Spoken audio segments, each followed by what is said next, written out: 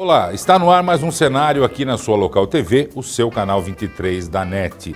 Hoje vamos falar sobre saúde e estamos recebendo os médicos José Eduardo Martinez, vice-reitor da PUC em São Paulo, e o Dr. João Márcio Garcia, conselheiro regional do Conselho Regional de Medicina do Estado de São Paulo.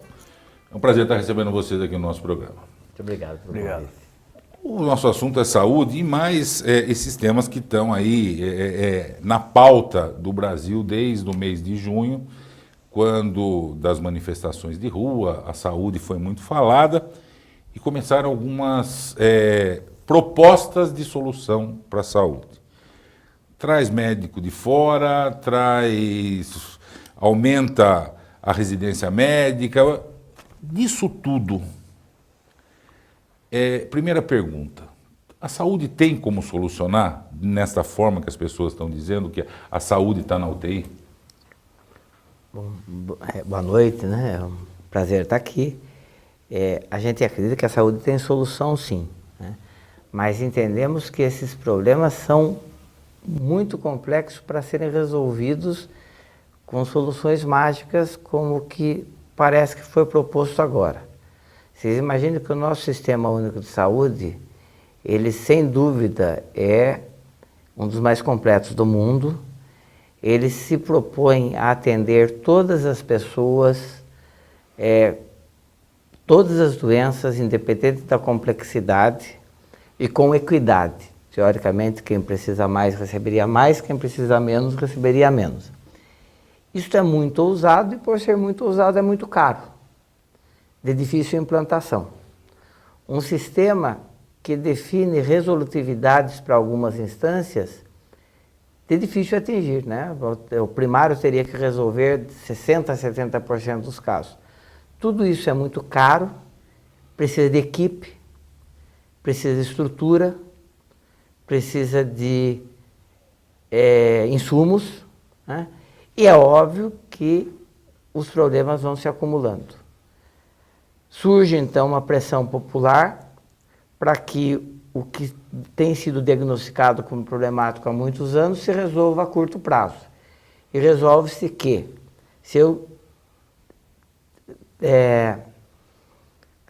colocar médico, está tudo resolvido. Todo o resto vai ser secundário se eu tiver um médico para atender. As medidas acabam, no meu entender, ameaçando até algumas questões como liberdade individual e acaba tendo então que voltar atrás quando elas não são julgadas como mais efetivas. Então eu acho que pode ser que algumas dessas medidas incrementem o número de médicos para trabalhar no Brasil, mas daí que elas vão resolver a saúde é muito mais complexa e merece muito mais que isso. Eu acho que o Martinez colocou a situação bastante, foi muito feliz nessa fala. De fato, eu, além de ser conselheiro do CRM, eu também sou gestor do SUS aqui na região. Uhum. Então a gente percebe, especialmente nos pequenos municípios, embora nos grandes municípios, quando se faz concurso, essa coisa toda, nem sempre se consegue interessados suficientes para preencher as vagas. Mas os pequenos municípios da periferia da nossa rede aqui, da nossa região, os municípios mais distantes aqui de Sorocaba, com 10, 15 mil habitantes, o investimento em saúde que os prefeitos têm feito é em torno de 30% do orçamento do município, e mesmo assim eles não conseguem criar uma estrutura que seja adequada para atender aquilo que é a função desses pequenos municípios, que é a atenção básica. Sim. E eles não conseguem porque não tem médico lá, e eles também não conseguem porque a cultura que está colocada nesses espaços é uma cultura que ainda não se desenvolveu a ponto de contemplar aquilo que é a proposta do SUS. Então eu penso que se você conseguir levar médico para essas regiões, o médico sozinho, com um estetoscópio, um aparelho de pressão, ele não cura ninguém. Sim. Ele precisa ter um laboratório que ele possa... nós não estamos mais né, naquele mundo de 1920, quando o médico com a sua maletinha fazia o que era possível. Hoje existem recursos diagnósticos de laboratório, de imagem, que você não pode abrir mão desses recursos na hora de fazer o diagnóstico. A clínica é soberana, é importante, mas você não pode oferecer para o indivíduo que está distante do grande centro menos do que você oferece para quem está no grande centro. Sim. Então, não adianta nada você levar um médico com estetoscópio lá e não dar para ele um bom laboratório de retaguarda, um leito adequado para ele internar esse paciente e fazer o tratamento, medicamentos que ele possa usar, exames de imagem. Se você não tiver um sistema estruturado que carregue esse paciente dentro da rede do SUS, para onde ele precisa ir, nos serviços de maior complexidade, né? Essa é uma das grandes falhas. O médico atende alguém numa cidade pequena, ele dá uma cartinha para o cidadão, quem tem que ir atrás do recurso é o cidadão. Olha, o senhor precisa fazer esse exame, está aqui, até logo. O sistema não carrega o cliente, então já deveria existir um transporte programado para ele, um agendamento do exame que ele vai fazer no lugar onde vai ser feito. Enfim, o sistema carregar esse paciente. E tudo isso depende de investimento muito grande em infraestrutura, coisa que hoje está muito aquém do necessário. Isso é um dos grandes problemas. A grosso modo, o que está faltando, independente de ter o médico naquele município ou não, é começar de cima para baixo. É a gestão da questão da saúde para que isso dê uma estrutura para que o médico se interesse em estar naquele município para fazer o atendimento? Exatamente. Quer dizer, qualquer um de nós, quando vai escolher a sua carreira, você vai trabalhar, né? Qualquer um de nós aqui, quando vai escolher onde vai trabalhar, todos nós queremos ter sucesso, ter uma remuneração adequada, ter um ambiente bom que a gente possa criar os nossos filhos, uma boa escola para você mandar os seus filhos. Mas tudo isso ainda é secundário ao que eu acho que é o ponto principal, que é você poder exercer adequadamente a sua profissão. Nós vamos para um breve intervalo, voltamos já aqui no nosso cenário dessa semana falando sobre saúde. Rafael de Aquino Arquitetura. Ideias arrojadas que se alinham à estética e funcionalidade de projetos residenciais e de edifícios, a fim de promover o aproveitamento e as potencialidades dos espaços, transformando sonhos em realidade. O escritório Rafael de Aquino Arquitetura dispõe de uma equipe de profissionais antenados nas novas técnicas arquitetônicas para um atendimento personalizado e inovador. Rafael de Aquino Arquitetura. Personalidades marcantes, irreverentes, gente da nossa gente. Daniel Perdiga recorda fatos e acontecimentos de sorocabanos que fazem história em nossa cidade. Programa Gente de Palavra, todos os dias, às 22h30, aqui na Local TV. Estamos de volta com o cenário dessa semana, falando sobre saúde, com o Dr. José Eduardo Martinez, Dr. João Márcio Garcia. Dr. Martinez, o senhor hoje é vice-reitor da PUC São Paulo, mas já foi diretor da Faculdade de Medicina aqui em Sorocaba. A gente sabe do nível de excelência da formação da Faculdade de Medicina de Sorocaba, mas sabe também que não é um curso de medicina, não é um curso barato em nenhuma faculdade do país de qualidade.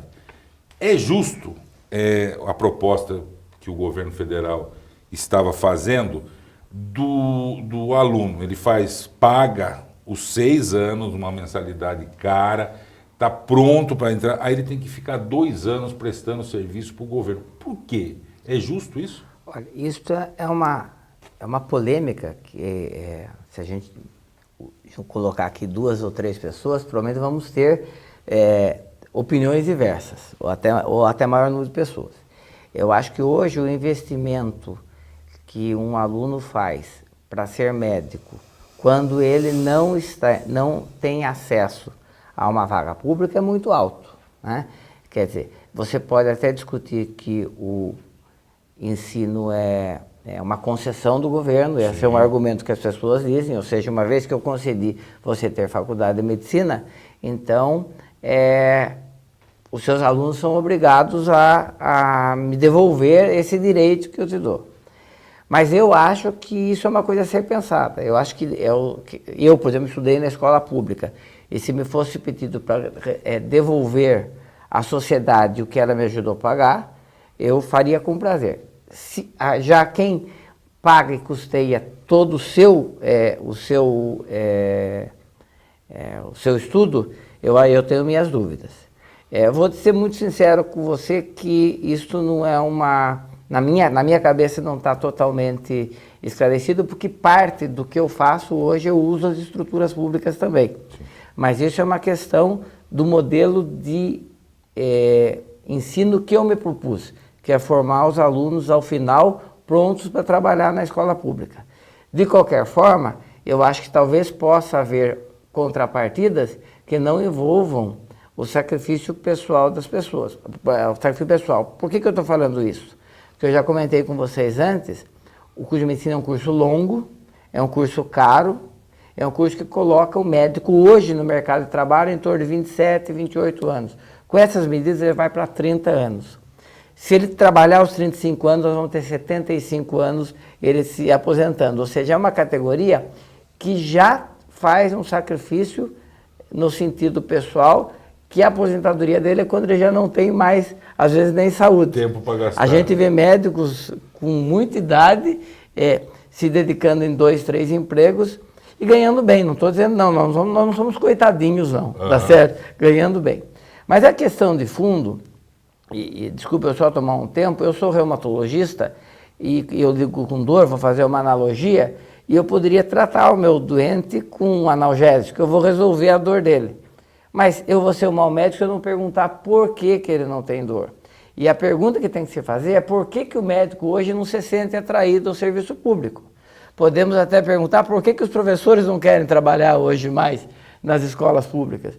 Por que o serviço público hoje não tem aquele apelo de antigamente? Talvez se a gente resolver essas questões, a gente não precisa obrigar estudante a trabalhar por mais tempo, a gente não precisa obrigar a residência obrigatória, talvez a gente não precise obrigar as pessoas a trabalhar no que não querem, no que não querem. Vamos entender o que faz. Parte das coisas, o Dr. João Marcos já colocou. Estrutura, a falta de carreira, a falta de motivação, né? Tudo isso tem que ser analisado. E se essas medidas propostas forem boas, o filtro da sociedade vai apoiá-los. O que não pode é querer jogar uma coisa dessa e em 15 dias mudar o panorama de saúde do país. E indo ao encontro disso que o senhor está falando, eu li uma entrevista do senhor, acho que no jornal Cruzeiro do Sul, enquanto conselheiro do Conselho Regional de Medicina, falando da questão dos diplomas de médicos de fora, a questão da validação, porque eu entendo que é da mesma forma, o médico brasileiro estudou, o curso é rígido, a cobrança é muito grande na universidade, e de repente vem um médico de fora e simplesmente chega. Isso eu acho que, além de não resolver o problema, isso eu tenho claro, que além de não resolver o problema brasileiro, ainda vai desmotivar mais os médicos brasileiros. O senhor acredita que pode ser assim? Na verdade, como membro do Conselho Regional de Medicina, eu estou há 10 anos e acabei de me reeleger agora para mais 5.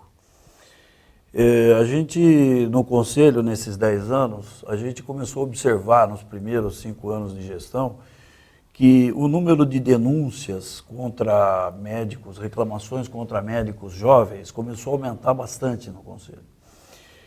No início, na história do Conselho, quando o Conselho passou a ser mais conhecido do público e as pessoas procurarem o Conselho para denunciar médico, geralmente os médicos que eram denunciados eram aqueles médicos mais antigos que não se atualizavam, então iam fazendo uma medicina cada vez menos.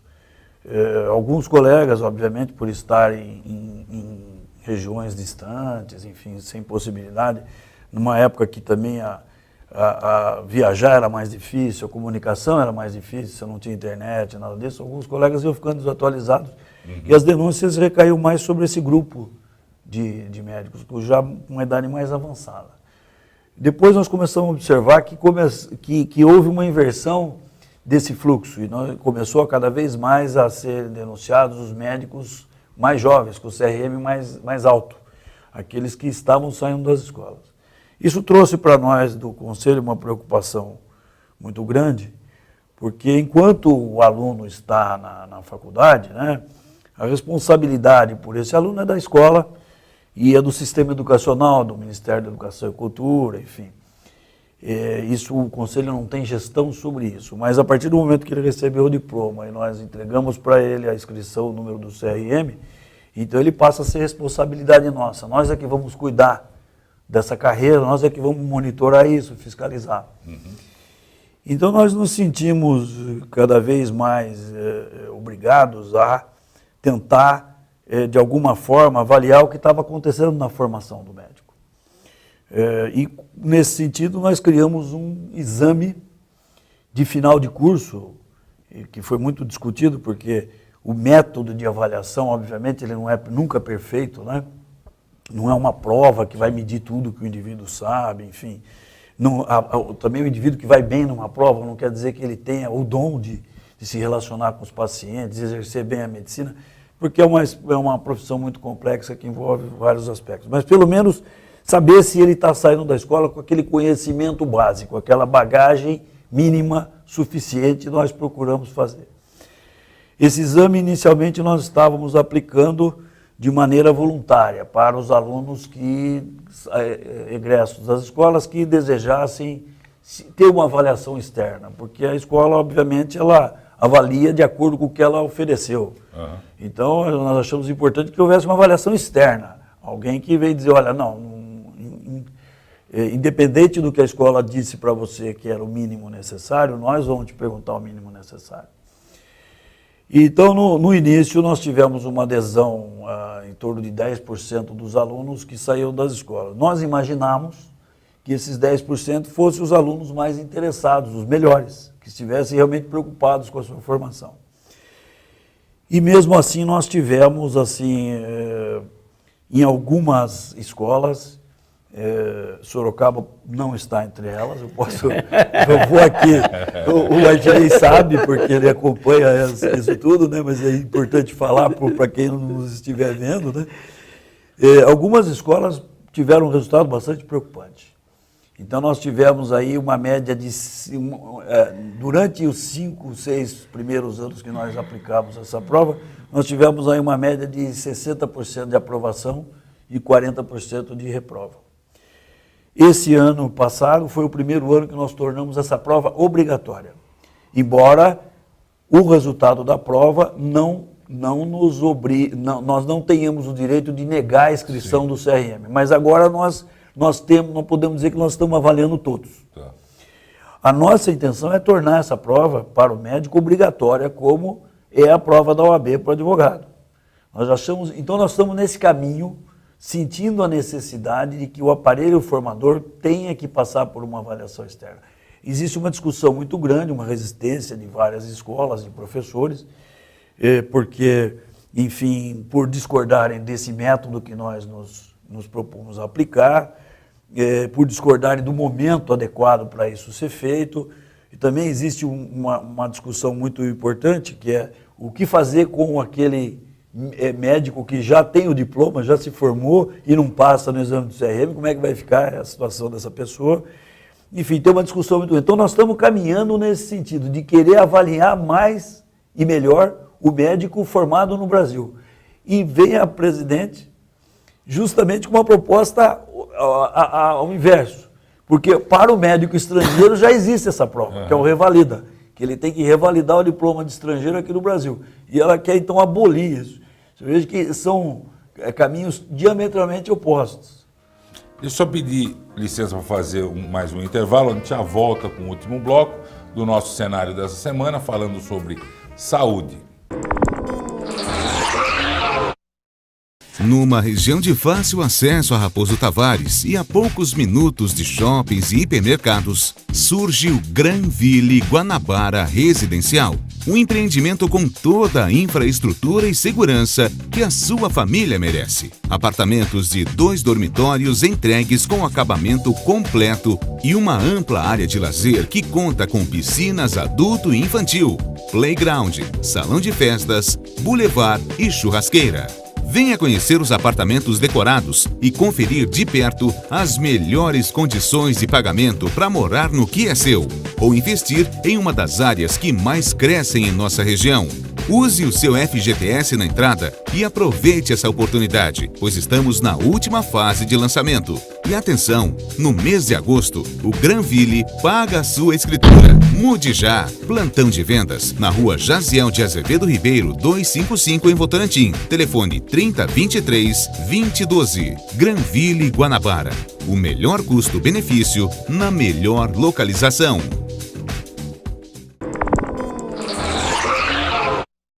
Estamos de volta com o nosso último bloco do cenário dessa semana, conversando com o Dr. José Eduardo Martinez, que é vice-reitor da PUC de São Paulo, e o Dr. João Márcio Garcia, conselheiro regional do Conselho Regional de Medicina, falando sobre a questão de diploma, validação de diploma, médico de fora, 2 anos de residência. O Dr. João Márcio terminou o bloco falando da aplicação dessa prova, desse teste por parte do Conselho. Aqui na nossa faculdade, o pessoal tá bem? Tá sendo bem avaliado? Bom, primeiro, devo dizer que a gente fez uma mudança radical na forma de ensinar. Nós temos uma escola muito tradicional e que nós conseguimos virar o nosso currículo de ponta cabeça, usando métodos do que tem de mais moderno no mundo, trazendo gente de fora para discutir isso. E a partir de 2006, a nossa forma de ensinar é para realmente graduar o médico integral. E os resultados vieram, né? E um parâmetro que a gente tem, o João sabe, que agora parece que vai ter vaga para residência para todo mundo, mas a gente sabe que o número de vagas de residência que tem hoje não atende nem metade dos graduandos. E graças a Deus, um parâmetro importante para a gente é que os nossos alunos estão se colocando nas grandes escolas para residência e não estão ficando fora da residência. Mas o que eu queria colocar é basicamente que hoje o médico está se habituando a ser avaliado, né? Eu acho que nós temos o ENAD, que é a prova que o próprio governo coloca para o primeiro e para o último ano de todos os cursos. Nós temos um sistema de avaliação interno muito forte. Nós temos uma prova em que 3 ou 4 escolas dão a mesma prova do primeiro ao 6º ano, de forma que a gente veja a progressão do conhecimento. E temos a prova do CRM. Não vou polemizar com o João Márcio, nós podemos no outro programa fazer essa polêmica, mas nós estamos exigindo que os nossos estudantes de medicina e os nossos médicos sejam avaliados. Portanto, a gente acha esdrúxulo e estamos brigando por qualidade, porque o CRM tem nos apontado. Os erros médicos estão aumentando entre os jovens, né? Então, abrir faculdade de medicina sem estrutura também pode ajudar a gerar isto. E, de repente, a gente não precisa avaliar quem vem de fora. Isso para a gente é muito esquisito. Eu vou colocar uma outra situação. Se o que estiver sendo ofertado for bom para a população e for bom para a classe de profissionais de saúde, eu não vou falar só de médico, nós vamos ter muita procura. Se não for bom nem para a população, nem para a classe de médicos, você pode liberar a revalidação, você pode liberar o que você quiser, você não vai ter procura. Sim. Então, eu volto a dizer, não dá para resolver a saúde com uma medida isolada. Trazer médicos que não são avaliados, a gente sabe que em alguns países as classes têm 1000 alunos. Como é que uma turma de 1000 alunos pode aprender a examinar todo mundo? Quem que ensina essas pessoas a examinarem? É uma fábrica de médico, não é uma eu faculdade. tenho minhas dúvidas, eu não conheço nenhuma escola específica, não conheço nenhum profissional específico, mas a gente sabendo como é difícil formar um médico, né? A gente duvida que a capacidade seja tão boa como estão se dizendo. Então, no mínimo, tem que dar o mesmo tratamento para o estrangeiro que dão para os brasileiros. Se os brasileiros estão sendo muito avaliados ao longo do tempo, que se também avalie os estrangeiros. E que se dê condições para todos trabalharem. Eu garanto que nós vamos ter procura. Para a gente finalizar, está no finalzinho do programa, 30 segundos para cada um. Depois de médico de fora, estender o estágio, fazer a residência com mais tempo, o governo criou agora, recentemente, o programa Mais Médicos, que a gente sabe, a parte do marketing interfere muito no governo federal. Hoje a própria presidente já afirmou isso, então não é segredo nenhum. Cadastrou um monte de município dizendo que precisa de médico. E aí? 30 segundos para cada um. Não, os municípios precisam de médicos mesmo. Sim, Isso mas isso nós sabemos. Isso é um problema. O que nós achamos é que a medida como foi colocada não vai solucionar e não vai solucionar a saúde porque medicina é multiprofissional, né? Eu acho que é hora de os gestores, seja o federal, municipal, estadual, chamar as pessoas que entendem, ou seja, chamar as entidades médicas, chamar a responsabilidade das escolas, vamos propor alguma coisa efetiva. Isso não vai acontecer de um dia para outro, isso não vai acontecer pela pressão das ruas. Isso vai acontecer por uma análise, por um diagnóstico adequado da situação que nós temos. Eu penso que nós temos um problema sério de financiamento. Nós temos um problema de gestão, sim, mas nós temos um problema sério de financiamento, né? Hoje, a emenda 29 da Constituição, ela obrigou estados a aplicar no mínimo 12% do orçamento, municípios no mínimo 15%. Os estados estão aplicando em torno de 15%, os municípios estão aplicando em torno de 30%. Uhum. E a parte maior desse orçamento que viria da União, hoje aplica menos, em torno de 5%.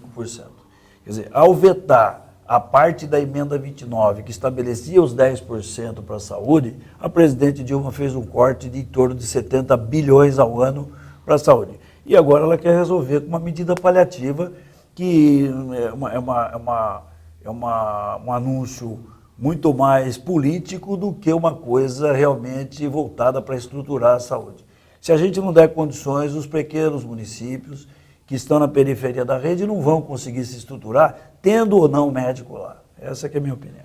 Tá certo. Nosso tempo, infelizmente, esgotou. Eu agradeço, doutor Zé Eduardo Martinez, doutor João Márcio, pela presença no nosso programa. Vamos ficar acompanhando isso, vamos conversar, principalmente vocês que não só são médicos, mas estão atuando em entidades que mexem com a medicina. A gente vai trazendo sempre para o nosso telespectador. Muito obrigado a você. Obrigado, eu que agradeço. E nós vamos ficando por aqui com mais um cenário, o cenário dessa semana. Eu espero vocês semana que vem com mais um tema aqui na nossa Local TV. Até lá.